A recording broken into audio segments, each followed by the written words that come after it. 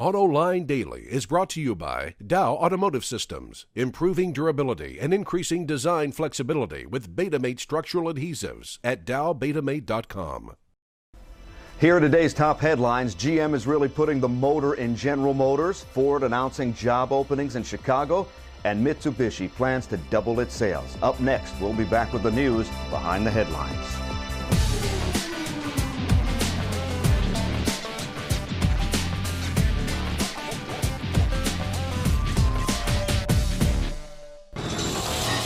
This is Autoline Daily for Tuesday, January 26, 2010. I'm Murray Feldman, Fox 2 News here in Detroit, taking another turn in the anchor chair for John McElroy. Right now he's covering the auto show in Washington, D.C. He'll be webcasting live from the event starting today at 12:30 p.m. Eastern Time. If you have any last-minute questions you want to ask him, swing by John's journal page of our website. We have an entry form posted right there where you can submit your questions. And with that, here's today's news. Engineers and researchers are really putting the motor in General Motors, the company expanding its electric vehicle development capabilities, and it'll become the first automaker to design and manufacture electric motors. By doing things in-house, it aims to improve performance and reliability and reduce cost at the same time. The first GM-designed versions of the part are expected to debut in 2013 on the company's next-generation two-mode rear-wheel drive hybrids. The company is expected to invest nearly $250 million in the Baltimore transmission plant to build those motors. In related electric news, GM announcing that the Chevy Volt will launch in Washington, D.C. along with Michigan and California. In a pilot program to gauge customer feedback, the company will deliver more than 100 cars to several power utilities all around the USA.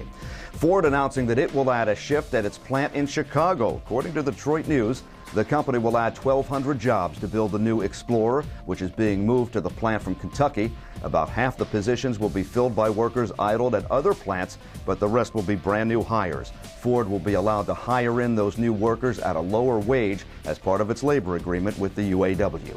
While in bankruptcy last year, GM and Chrysler forced thousands of dealers to close, and now a number of them look to challenge that decision. According to the Detroit News, a new law allows dealers to seek arbitration, and more than 1,300 GM and Chrysler stores will do that. Dealers must convince the arbitrators that the businesses can remain viable. The law calls for arbitrators to make a decision by late June.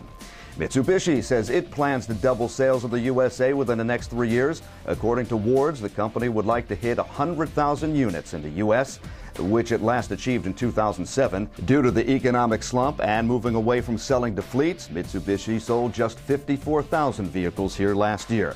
The company plans to focus more on retail sales, boost advertising, and rely on upcoming products to help regain sales. Well, some things make you just ask why. Like, why would somebody mount a camper on the back of a tricycle? It's so small it can't be useful. Even so, its creator nailed the details. Like something you'd find in the bed of a pickup, it's made out of corrugated paneling, has a small access door, windows, and even curtains. According to Autoblog, it's a functioning camper. But surprisingly, its main purpose is not outdoor recreation. Instead, it was built as a functional sculptural piece. That means its creator, Kevin Cry, considers it to be a piece of art. We're doubtful this three-wheeler will ever get parked in the Louvre, but it does make you want to smile. Coming up next, John sits down with internet entrepreneur Jason Calacanis to talk about the future of green energy in the United States.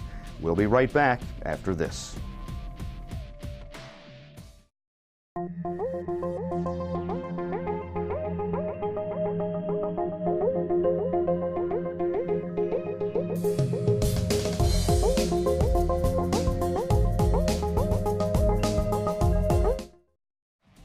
Recently, John interviewed Jason Calacanis, internet entrepreneur and co-founder of Weblogs Incorporated, a network of popular sites including Autoblog and Engadget. He's a big proponent of electric cars and is giving away a Tesla Model S to show his support for the cause. In the following clip, John and Jason chat about what the United States really needs to do to kick its fossil fuel dependency.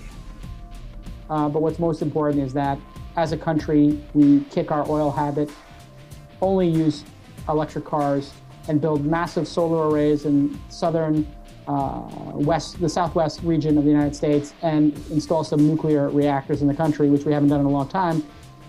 France is 90% nuclear. and Germany is the largest solar using country on a percentage basis.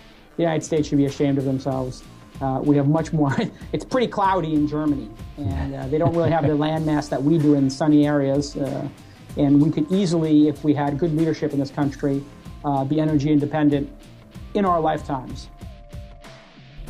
The rest of the interview is available on the John's Journal page of our website right now, so you'll want to check it out.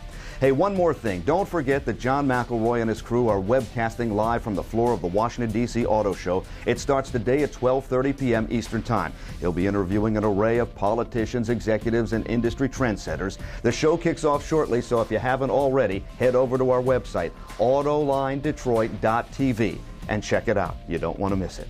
That's it for today's top news in the global automotive industry. I'm Murray Feldman, Fox 2 News in Detroit, sitting in for John. Thanks for watching, and we'll see you next time.